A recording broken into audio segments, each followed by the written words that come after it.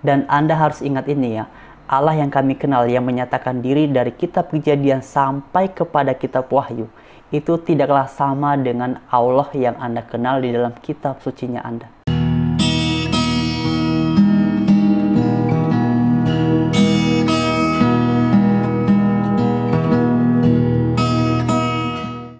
Shalom teman-teman, selamat siang dan Tuhan Yesus memberkati kita semua. Dan dalam segmen ini mari sama-sama kita menanggapi beberapa cuplikan video. Dan kita mulai dari pernyataannya Pak Ustadz Munsir Situmorang.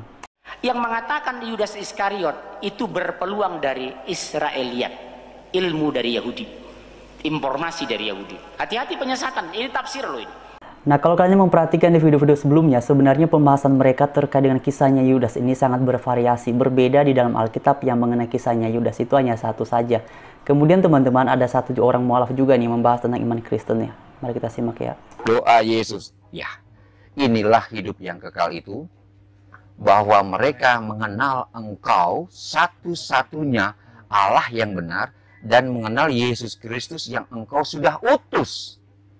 Loh, kalau ini doa dan ucapan daripada Yesus sendiri yang mengajarkan bahwa inilah hidup yang kekal. Jadi kalau mau pengen mendapatkan kehidupan yang kekal, ingin mendapatkan surga, ingin mendapatkan firdaus, yang hanya satu yang kalian harus tahu, yang kalian harus kenal, yang kalian harus sembah itu siapa? Yahweh, itu siapa? Allah. Nah teman-teman sekalian, sebenarnya ayat ini pernah saya bahas beberapa bulan yang lalu, tetapi saya mau mengingatkan beberapa hal dalam bagian ini. Pertama adalah mengenai apa yang tercatat dalam kitab Yohanes. Inilah hidup yang kekal itu, yaitu mengenal Bapa Surgawi dan juga mengenal Yesus Kristus yang sudah Engkau utus. Nah biasanya yang sering sekali gagal dipahami oleh mereka adalah mengenai ungkapan Yesus Kristus yang sudah Engkau utus. Di dalam ayat ini, pengutusan Yesus tidak dalam identitasnya sebagai nabi, tetapi dalam statusnya sebagai anak. Bagaimana mengetahui ini? Ya hanya perlu membaca ayatnya pertama.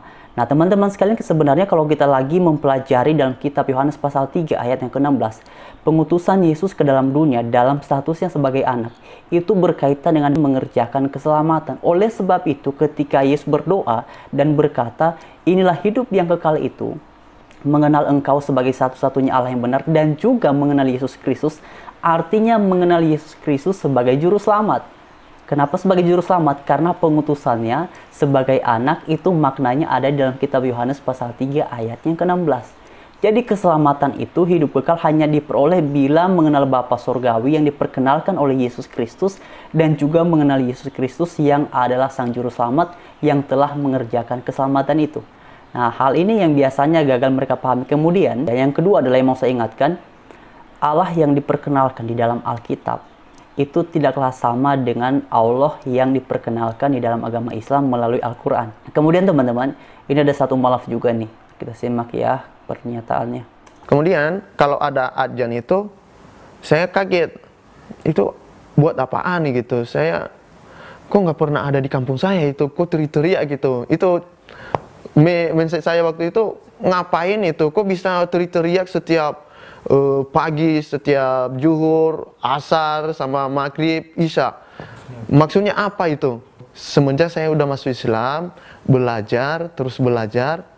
Jadi kita tahu bahwa mana yang benar, mana yang tidak benar. Apakah Kristen benar, apa Islam benar. Tapi keyakinan saya itu Islam yang paling benar. Yang saya rasakan di situ, keimanan juga makin baik, bukan seperti dulu.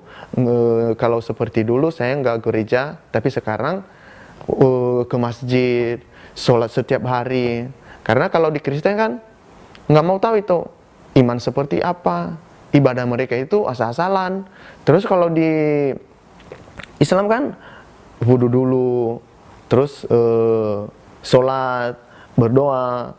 Kan kalau di Kristen nggak ada itu, paling 1 minggu udah baru ibadah. Seperti itu. Nah teman-teman sekalian, kalau kalian memperhatikan di video-video sebelumnya, sebenarnya saya pernah menyampaikan bahwa beliau ini adalah teman saya waktu SMA, dan dalam kesaksiannya dia ini banyak sekali bohongnya.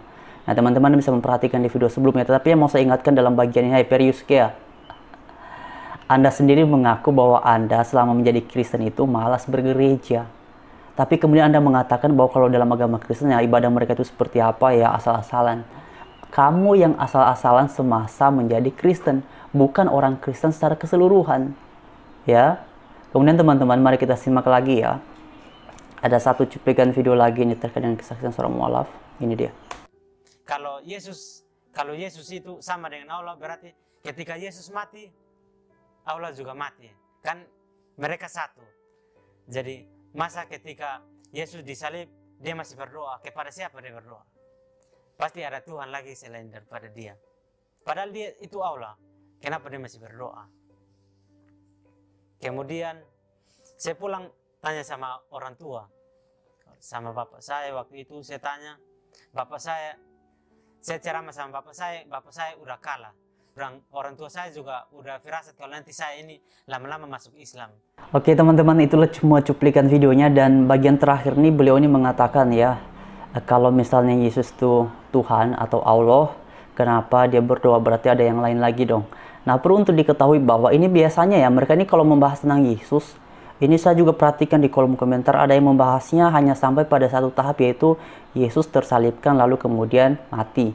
Padahal Alkitab dengan jelas mengatakan bahwa itu Yesusnya bangkit, tetapi mereka tidak pernah membahas itu di kolom komentar.